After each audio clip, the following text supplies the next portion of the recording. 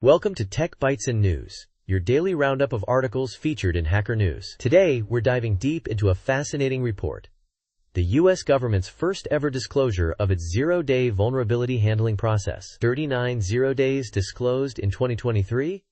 That's a big number, right? Wow! Absolutely. A huge step towards transparency, but also raises some serious questions.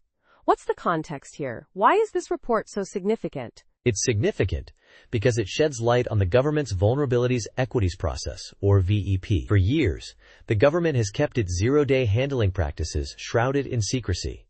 This report, while limited, finally gives us some concrete numbers. 39 zero days disclosed. Think about that. Right, 39. But the report only covers disclosed vulnerabilities, right? It doesn't tell us how many zero days the government kept secret for its own use. That's a huge unknown. Exactly. That's the elephant in the room. The report doesn't reveal the total number of vulnerabilities reviewed, nor how many were kept secret for potential offensive operations. This lack of transparency is a major concern, especially considering the potential implications for national security. It's a bit frustrating.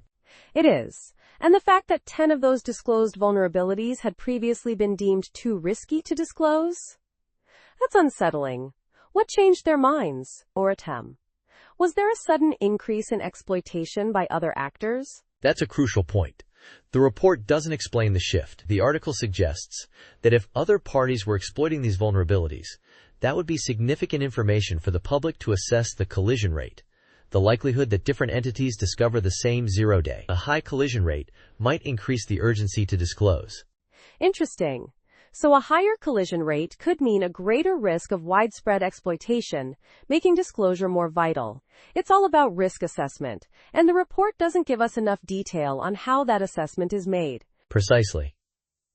The article highlights the difficulty even software vendors face in accurately assessing risk. If vendors struggle, how can the government accurately gauge the risk posed by these vulnerabilities?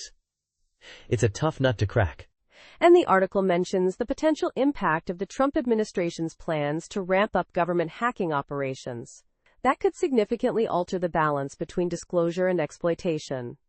I see. Absolutely. The article quotes an expert who suggests that under a Trump administration, the default might shift from disclose unless there's a reason not to keep secret unless there's a reason to disclose. That's a chilling prospect. It is. The whole VEP process itself seems opaque.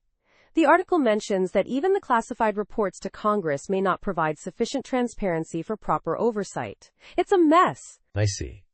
It's a complex issue with significant implications for cybersecurity and national security. The lack of transparency is a serious problem.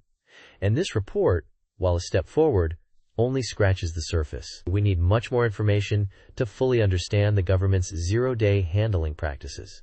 Agreed. This report highlights the need for greater transparency and accountability in the government's handling of zero-day vulnerabilities. The public deserves to know more about how these decisions are made and the risks involved. Absolutely. And that's all the time we have for today. Thanks for joining us on Tech Bytes and News. We hope you'll join us again tomorrow for more insightful discussions on the latest tech news. Goodbye. Bye-bye.